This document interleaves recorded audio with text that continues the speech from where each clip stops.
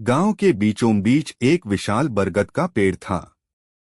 लोग अक्सर वहां इकट्ठे होकर अपने सुख दुख की बातें साझा करते।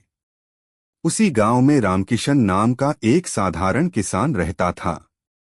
मेहनती और ईमानदार स्वभाव का मालिक, वह अपनी थोड़ी सी जमीन पर खेती करके परिवार का पालन पोषण करता। गांव में एक और व्यक्ति रहता था, धनीलाल, जो गांव का सबसे अमीर जमींदार था।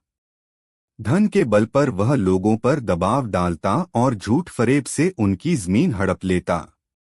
उसके मन में रामकिशन की ईमानदारी और बढ़ती इज्जत से जलन थी। एक दिन धनीलाल ने योजना बनाई।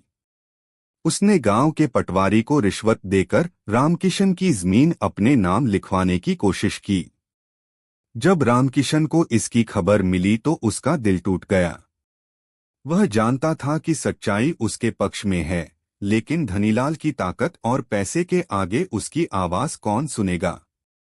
गांव के लोग भी दो हिस्सों में बंट गए। कुछ लोग धनीलाल के डर से चुप रहे और कुछ रामकिशन की सच्चाई को पहचानकर उसके साथ खड़े हुए। मामला आखिरकार पंचायत में पहुंचा। पंचायत के सामने धनीलाल ने आत्मविश्वास से कहा, "ये जमीन मेरी है, इसके कागज मेरे पास हैं।" उसने नकली कागज सबके सामने रख दिए। रामकिशन ने शांत स्वर में जवाब दिया, "जमीन मेरी मेहनत की गवाही देती है। मैंने अपनी आंखों से इसे जोता है, अपने पसीने से इसे सींचा है।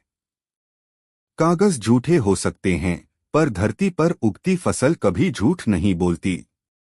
पंचायत हक्की बक्की रह गई। सच्चाई और झूठ के बीच निर्णय लेना कठिन था। तभी गांव का बुजुर्ग शिक्षक खड़ा हुआ और बोला, "कागज पर लिखे अक्षर मिट सकते हैं, लेकिन धरती की सच्चाई कभी नहीं मिटती। क्यों न हम दोनों पक्षों से सवाल करें कि पिछले वर्षों में इस जमीन पर कौन फसल उगाता रहा है।" जांच पड़ताल शुरू हुई। आस पड़ोस के किसानों ने गवाही दी कि वे हर साल रामकिशन को खेत जोतते, बीज बोते और फसल काटते देखते रहे हैं। धनीलाल कोई ठोस जवाब नहीं दे पाया। धीरे धीरे उसकी चालाकी सबके सामने आ गई। पंचायत ने फैसला सुनाया, "यह जमीन रामकिशन की है।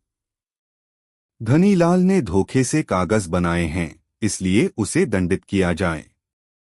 निर्णय सुनते ही गांव में तालियों की गड़गड़ाहट गूंज उठी। रामकिशन की आंखों में आंसू थे, लेकिन ये आंसू